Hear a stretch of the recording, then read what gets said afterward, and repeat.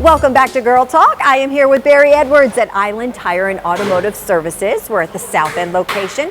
As always, they have 2 locations here on Hilton Head to serve you and all of your automotive needs. We are talking tune-ups today. And Sure. I guess first and foremost, what is included in a tune-up? What comes under that category? Typically, a tune-up is to improve the efficiency of the vehicle. Normally, you've got some parts that are prone to wear. First and foremost is spark plugs. In some vehicles, it may require ignition wires, spark plug wires, they're commonly known. In some vehicles, you would also change either a PCV valve, positive crankcase ventilation valve, or in some vehicles, if they have a fuel filter, you'll usually change that if it has a replaceable fuel filter. Some vehicles have a filter that's basically a permanent filter inside the tank, so you don't change that unless there's a problem. Okay. And how long, I guess in general terms, because we know each individual make and model probably has their own guidelines for that, but in general terms, how often should you have a tune-up done? For a lot of people, that's a changing target. And simply because vehicles that were built in the 70s, you might change the spark plugs, do a tune-up on it, every 15 to 25,000 miles. Okay. Nowadays, with the improvement in technology, some of the materials, you hear about platinum or iridium plugs, normal interval is about 90,000. There are still some vehicles that are every 30, I say for optimal. You can go a little bit further.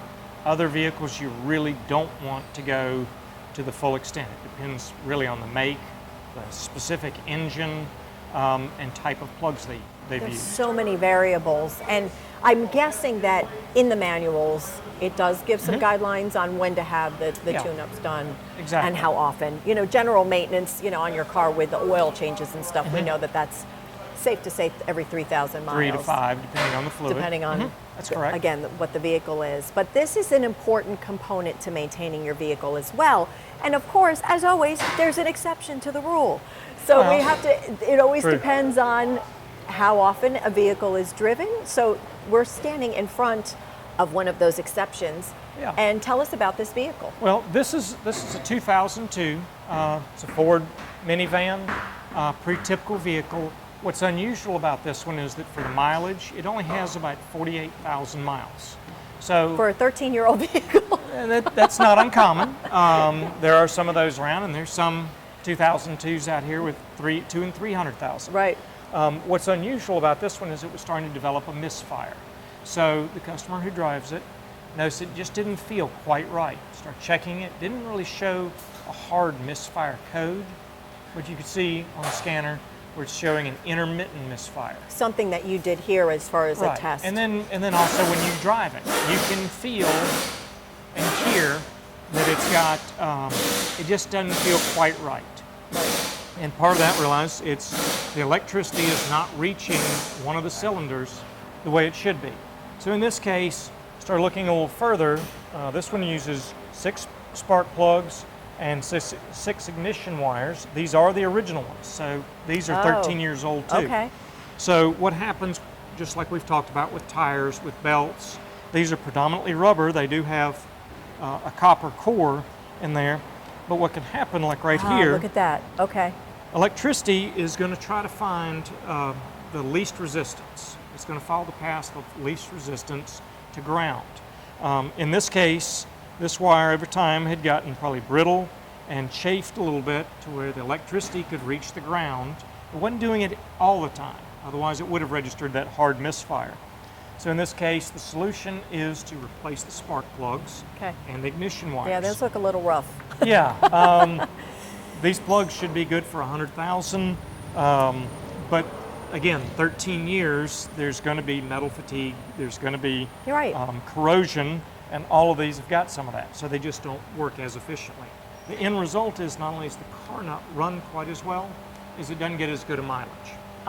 So that's another reason for doing a tune-up. If you're trying to keep it running the best, most efficiently, cleanest, when engines start to have serious misfires, that's when it starts pushing unburned fuel, and that's the things that we've talked about that ruin expensive parts like catalytic converters. Well, that's what I was going to ask. If the owner of the vehicle hadn't kind of been, no pun intended, in tune with what was going on and realizing this is not feeling right, that something's just a little off and bringing it in, and kind of just ignored it and let it go, then you're bringing on different, more problems or more expensive they would have issues. Eventually, the misfire would have gotten to the point where it would have set a check engine light. But the last thing you want to have is if you're on like a long trip and you've got gas and you take off again and you start to have a misfire and then the vehicle's running on 5 cylinders rather than 6.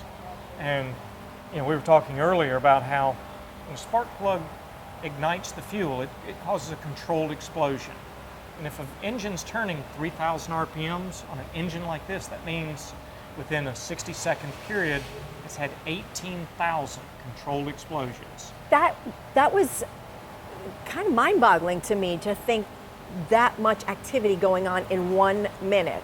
I mean, it doesn't take much to impress me. Well, but to me, that's but then a think lot about of if you're going stuff to go on a 3-hour drive. That's literally becomes almost millions of ignition cycles. You want to make sure this stuff is in its best condition, and that you stay up on it. And again, if something feels a little bit off, it's best just to get it in, have your guys take a look, do a quick scan, whatever you need to do, and get the repair in progress. That way you've also, sometimes have something, a lady called, she had an unusual noise, was really concerned, she's going to have brakes.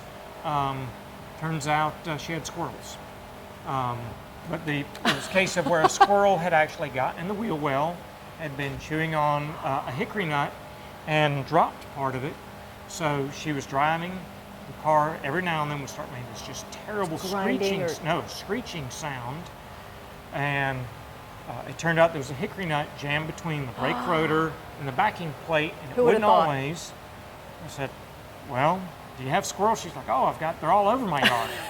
See, you can't even trust the squirrels around here. Yeah, true. Well, whatever the issue is, they'll find it, even if it's squirrels. So, Barry, thank you. Certainly. Little tutorial on tune-ups today.